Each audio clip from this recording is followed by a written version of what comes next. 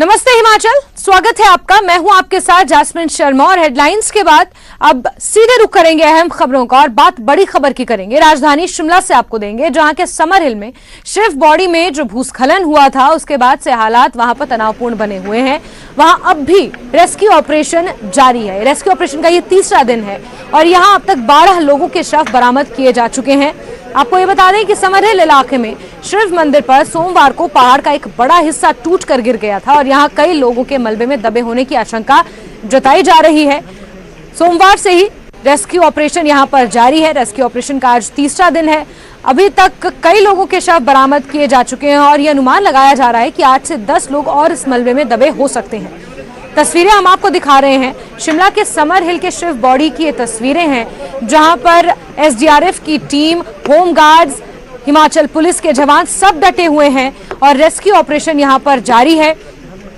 भारी मात्रा में यहां पर पहाड़ से मलबा मंदिर के ऊपर गिरा था। मंदिर पूरे तरीके से जमींदोज हो गया था। सावन का सोमवार था, भारी संख्या में लोग यहां पर पहुंचे हुए थे। पूजन और हवन यहां पर हो रहा था और इसी से यह अंदाजा लगाया जा रहा है कि लगभग 30 लोग इस मलबे में दबे हो सकते हैं। कुछ लोगों के शव बरामद कर लिए गए हैं और कुछ लोगों की तलाश अभी भी जारी है। रेस्क्यू ऑपरेशन तीसरे दिन भी शिमला के समर हिल में लगातार जारी है।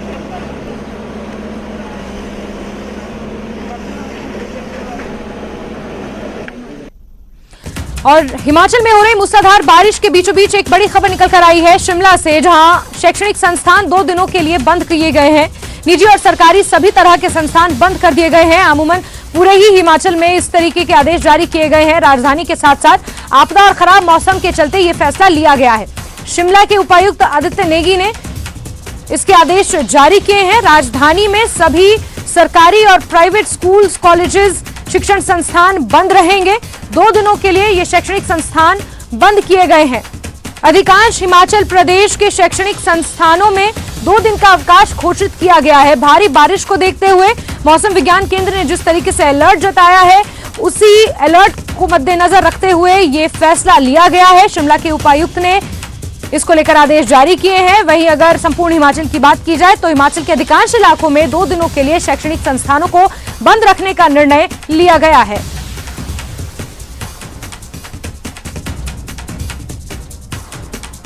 और चलिए सीधे रुख करेंगे हमारे सहयोगी रणबीर का। इसी खबर पर ज्यादा जानकारियों के साथ जुड़ गए हैं। रणबीर, सबसे पहले तो आपसे अपडेट लेना चाहेंगे कि समर हिल में किस तरीके से रेस्क्यू ऑपरेशन चल रहा है। कुछ आंकड़ा क्या अब स्पष्ट हो पाया है? तीसरा दिन है आज इस रेस्क्यू ऑपरेशन का। रणबीर, चलिए हमारे सहयोगी से संपर्क करने की कोशिशें जारी हैं। तस्वीरें हम आपको लगातार दिखा रहे हैं। ये समर हिल के शिव बॉडी की तस्वीरें हैं, जहां सोमवार को पहाड़ से भारी मात्रा में मलबा नीचे गिरा था। शिव मंदिर पूरे तरीके से जमींदोज हो गया था। वहां पहुंचे श्रद्धालुओं के ऊपर ये आफत टूट पड़ी थी। आपको बता दें 20 से 25 लोग इस दौरान मंदिर में मौजूद थे, हवन पूजन के लिए पहुंचे हुए थे और वो सभी इस मलबे में दब गए हैं। रणबीर एक बार फिर से हमारे साथ जुड़ गए हैं। रणबीर, क्या अपडेट्स हैं रेस्क्यू ऑपरेशन को लेकर? कुछ आंकड़ा स्पष्ट हो पाया है क्या अभी तक? जी हाँ, देखिए ये तस्वीरें यहाँ समर हिल से सीधी दिखाना चाहेंगे जैस्मिन। अब तक जो है कुल 13 शव बरामद किए गए हैं। पिछले कल तक 12 थे और एक शव अभी थोड़ी देर पहले यहाँ जो ये जहाँ पर मशीनरी लगी है, यहाँ से थोड़ा नीचे जाके नाले में ये बताया गया कि वहाँ पर एक शव जो है उसको बरामद किया गया है और उसको शव को जो है अभी यहाँ ऊपर सड़क तक लाया जा रहा है। देखिए दुखद बात इसमें यह है कि जो स्थानीय लोगों से जो हमारी बात हुई है जैस्मिन, वो ये बता रहे हैं कि 8 तो ऐसे और लोग हैं जिनको वो जानते हैं कि वो यहाँ पर दबे हुए हैं। ये रेस्क्यू ऑपरेशन जो है लगातार जारी है। सेना की एक और मशीनरी भी यहाँ पर पहुंची है। यहाँ पर जो स्थानीय पार्षद है वीरेंद्र ठाकुर, उनसे जानते हैं जरा। सर जरा बताएं अब तक जो है कितनी बॉडीज रिकवर हो चुकी हैं और क्या लगता है आपको कि कितने 8 और लोग बता रहे हैं आप? जो एज पर कंफर्मेशन जो हमें मिली है, जैसे आप परसों से हमारे साथ जुड़े हुए हैं, तो आज जो एक अभी खबर मिली कि नाले से बॉडी एक रिकवर हुई है और कल यहाँ पर काफ़ी हमने लोगों से पूछताछ करके कि कुछ लोग इस जहां ये मशीनें लगी हैं, कुछ लोगों की फंसे होने की आशंका है। 8 लेकिन उसमें यह है कि जो ये मंदिर का जो टॉप फ्लोर था उसमें कुछ लोग उसमें पूजा कर रहे थे, तो पॉसिबिलिटी है कि कुछ लोग वहां पर जो ये फर्श का लेवल मिला है हमको, वो फर्श टिका हुआ है, तो कोई होता है कि 2 डेड बॉडीज यहाँ पर हमको मिले या लोग मिले और उस हिसाब से काम करें। आपको लगता है कि कहीं मैनुअली जो देरी हुई है, लगता है कि देरी इसमें जो है वो काफी हो गई है और ये मशीनरी शुरू से लगनी चाहिए थी? हाँ जी बिल्कुल, इसमें तो दो राय नहीं है। जिस दिन से आप देख रहे हैं, पहले दिन हमारे रोड ब्लॉक थे, तो रोड प्रशासन ने कहा रोड ब्लॉक थे तो गाड़ियां आने में असमता होती है, आ नहीं सकती थी। लेकिन उसके बाद जैसे ही रोड खुला है तो मशीनें आई हैं, लेकिन बीच में कहीं ना कहीं कम्युनिकेशन गैप प्रशासन का रहा है।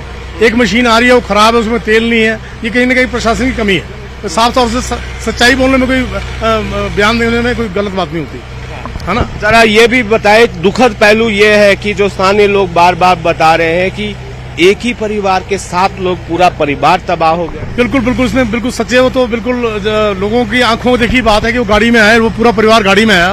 उनकी गाड़ी बल्कि पार्क अभी यहीं गाड़ी खड़ी है।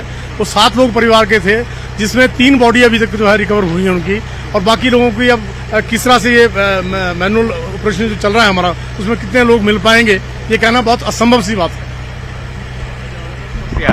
तो जास्मिन, यहाँ के जो स्थानीय पार्षद हैं वीरेंद्र ठाकुर, वो ये बता रहे हैं कि 8 ऐसे लोग हैं जो आइडेंटिफाइड है, जिनको वो जानते हैं, जो मंदिर में थे।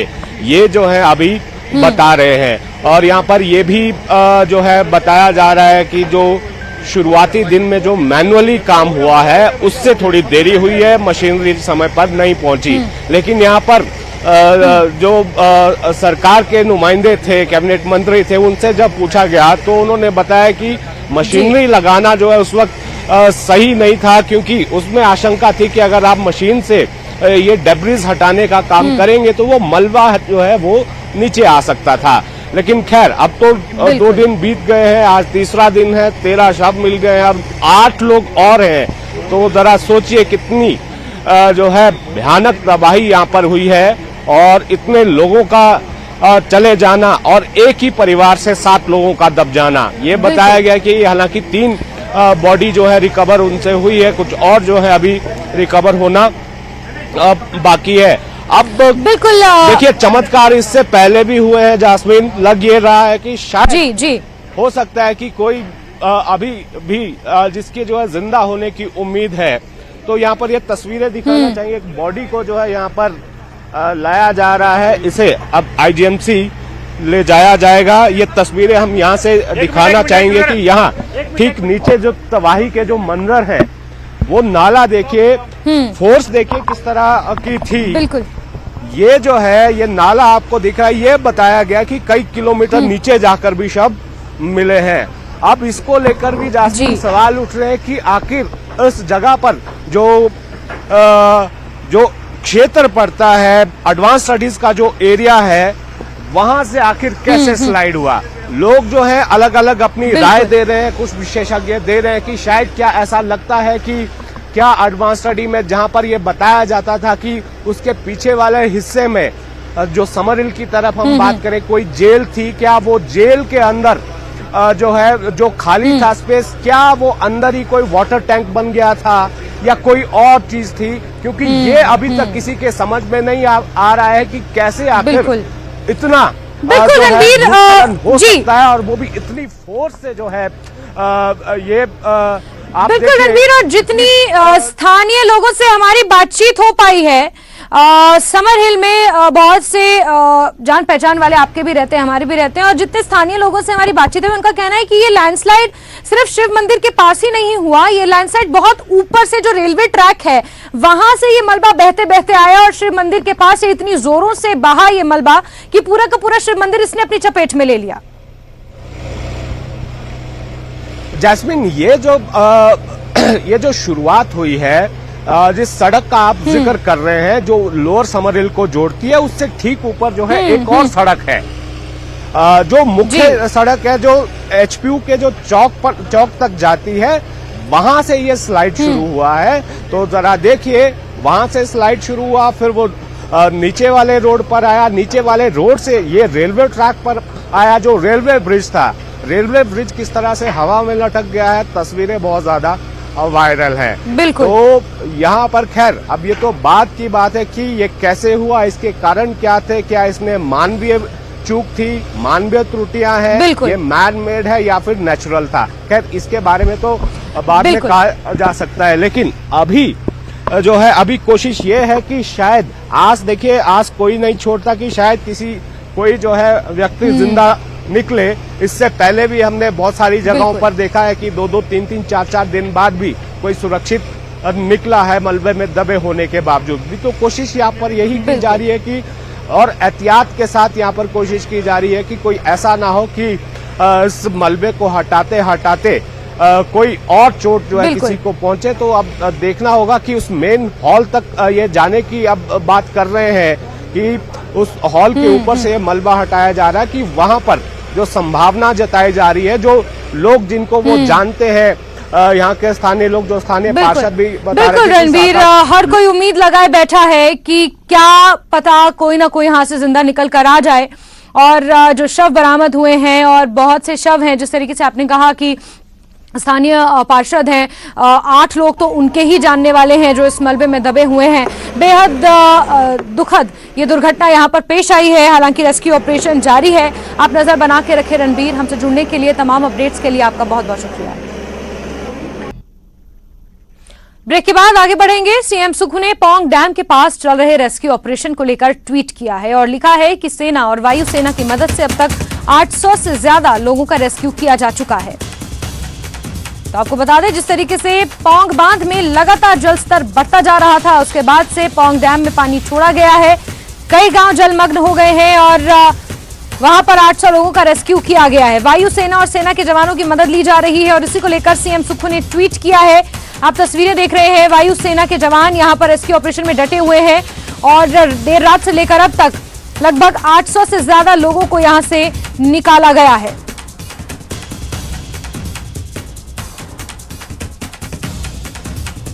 वहीं कांगड़ा के मड इलाके में जारी रेस्क्यू अभियान की तस्वीरें भी सामने आई हैं। सेना और एनडीआरएफ के जवानों ने रस्सी के सहारे लोगों का रेस्क्यू किया है।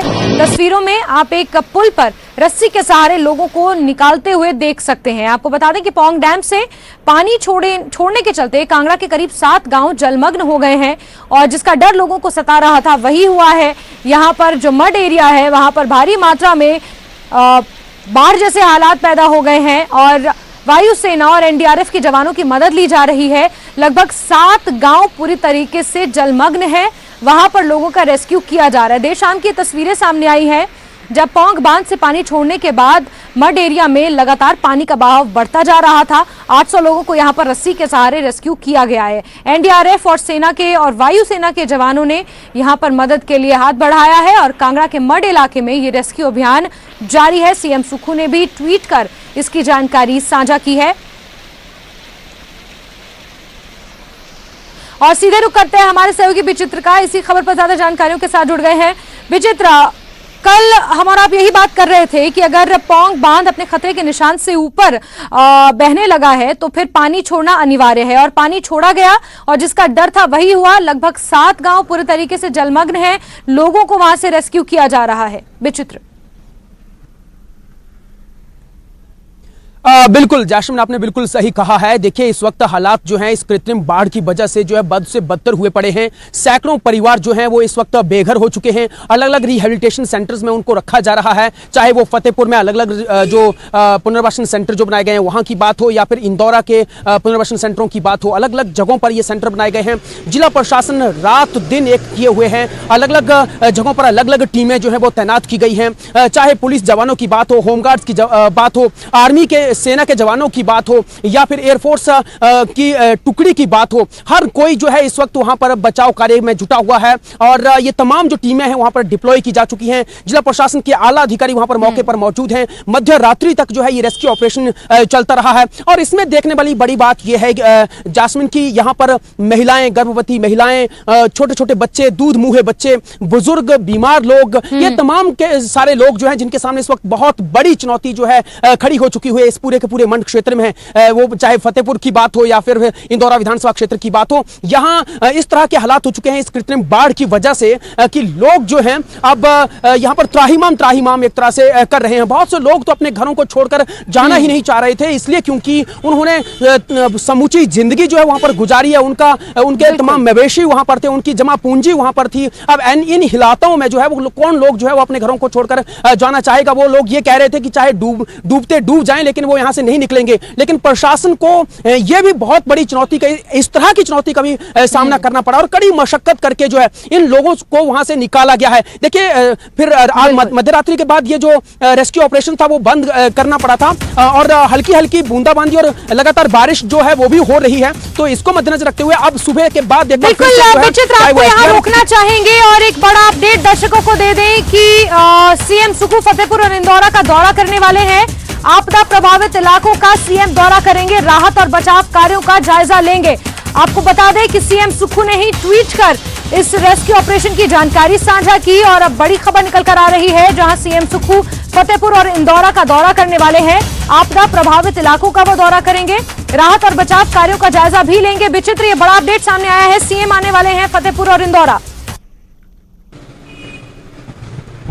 निश्चित तौर पर देखिए जाशुन आना भी चाहिए इन हालातों में, क्योंकि देखिए इन लोगों को इस वक्त नजरें जो है वो अपने प्रदेश के मुखिया पर रहती है, क्योंकि अगर वो लोग आते हैं तो सांत्वना मिलती है। इस तरह के ये जो शोक संतप्त परिवार है इस वक्त, क्योंकि जिनकी संपत्ति जमा पूंजी तमाम जीवन भर की जो जमा पूंजी है वो इस वक्त पानी में दलदल में डूबी हुई है और ये लोग जो अपने घरों को, बने बनाए घरों को छोड़कर, सड़क पे छत को छोड़कर जो है इस तरह से खुले में अब गुजर बसर करने को मजबूर हैं। तो निश्चित तौर पर प्रदेश के मुखिया का आना यहाँ पर बनता है। अगर उन्होंने इस तरह का ट्वीट किया है तो अपने आप में बहुत बड़ी बात है और उनको जो है वो निश्चित तौर पर यहां पर आएंगे भी और उनसे मुलाकात भी करेंगे, ताकि इन लोगों को जो है सांत्वना मिले। और इस वक्त इनको सबसे बड़ी राहत की जरूरत है, क्योंकि इन लोगों ने जो जिंदगी भर में कमाया है वो पल भर में गवा दिया है। और किसकी वजह से? विकास के नाम पर, पहले विकास के नाम पर यही लोग जो है वो उजड़े थे, आज विकास को बचाने के नाम पर जो है ये लोग बेघर हो रहे हैं। तो ये लोग आखिर कब तक जो है इस तरह से पुनर्वासन की जिंदगी जो है वो जीते रहेंगे? हिमाचल प्रदेश में जो आपदा आई है, जो तबाही हो रही है, कहीं ना कहीं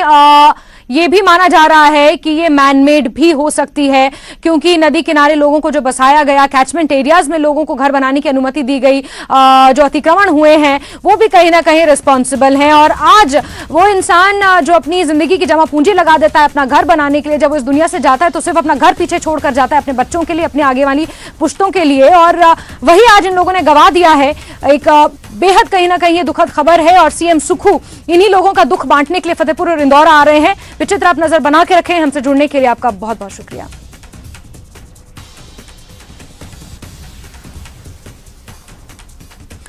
चलिए आगे बढ़ेंगे खबरों में। और भारत रत्न पूर्व प्रधानमंत्री अटल बिहारी वाजपेयी की 5वीं पुण्यतिथि पर देश आज उन्हें नमन कर रहा है। इस मौके पर दिल्ली में उनके समाधि स्थल सदैव अटल पर पीएम मोदी, राष्ट्रपति, उपराष्ट्रपति, केंद्रीय गृह मंत्री अमित शाह, रक्षा मंत्री राजनाथ सिंह, केंद्रीय मंत्री अनुराग ठाकुर, नितिन गडकरी समेत कई नेताओं ने श्रद्धांजलि दी। वहीं शिमला के रिज मैदान में भी श्रद्धांजलि सभा का आयोजन हुआ, जहां नेता प्रतिपक्ष जयराम ठाकुर, प्रदेश अध्यक्ष राजीव बिंदल समेत कई नेता श्रद्धा सुमन अर्पित करेंगे।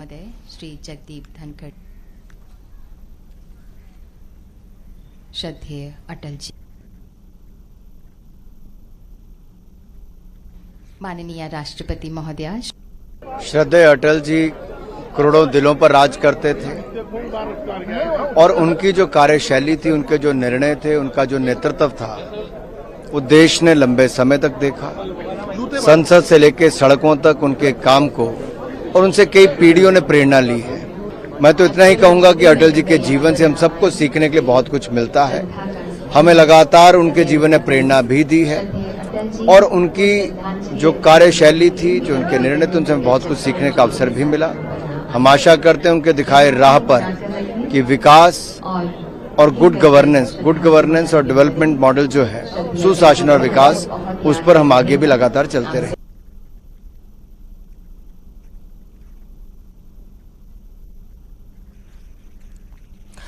तो आप तस्वीरें देख रहे हैं राजधानी दिल्ली की, जहां पर सदैव अटल स्थल पर पहुंचकर प्रधानमंत्री नरेंद्र मोदी के साथ साथ राष्ट्रपति महामहिम द्रौपदी मुर्मू, उपराष्ट्रपति सभी ने श्रद्धा सुमन अर्पित किए। केंद्रीय मंत्री को भी आप देख रहे हैं, गृह मंत्री भी यहां पर पहुंचे हुए हैं। वहीं इसी के साथ साथ हिमाचल प्रदेश की राजधानी शिमला में भी पूर्व प्रधानमंत्री स्वर्गीय अटल बिहारी वाजपेयी को श्रद्धांजलि दी जाएगी। रिज मैदान पर इस कार्यक्रम का आयोजन किया गया है। वहां पर भी नेता विपक्ष जयराम ठाकुर, बीजेपी प्रदेश अध्यक्ष डॉक्टर राजीव बिंदल समेत कई नेता मौजूद रहेंगे और श्रद्धा सुमन अर्पित करेंगे। श्री जगदीप धनखड़। श्रद्धेय अटल जी। पूर्व प्रधानमंत्री अटल बिहारी वाजपेयी की आज पुण्यतिथि है। आज उन्हें पूरा देश याद कर रहा है। एक प्रखर वक्ता के तौर पर, एक बेहद ही अनुभवी राजनेता के तौर पर उनकी पहचान रही है। अटल जी। विपक्ष में रहते हुए भी उन्होंने एक अहम भूमिका देश के लिए निभाई है। बीजेपी की एक तरीके से रीढ़ की हड्डी भी उन्हें कहा जाता है।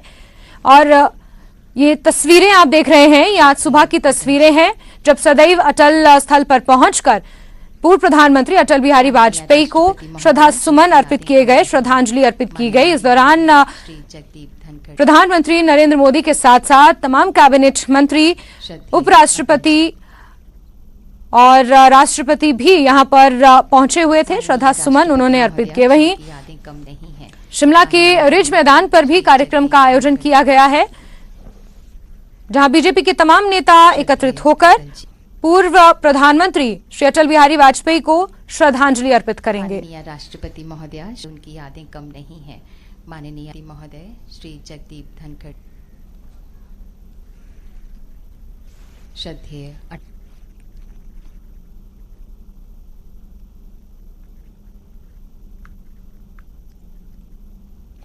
और इसी के साथ नमस्ते हिमाचल की खबरों में अभी के लिए बस इतना ही। लेकिन हिमाचल प्रदेश के साथ साथ जम्मू कश्मीर और लद्दाख की तमाम खबरों के लिए आप जुड़े रहिए न्यूज़ 18 JKLH के साथ। नमस्कार।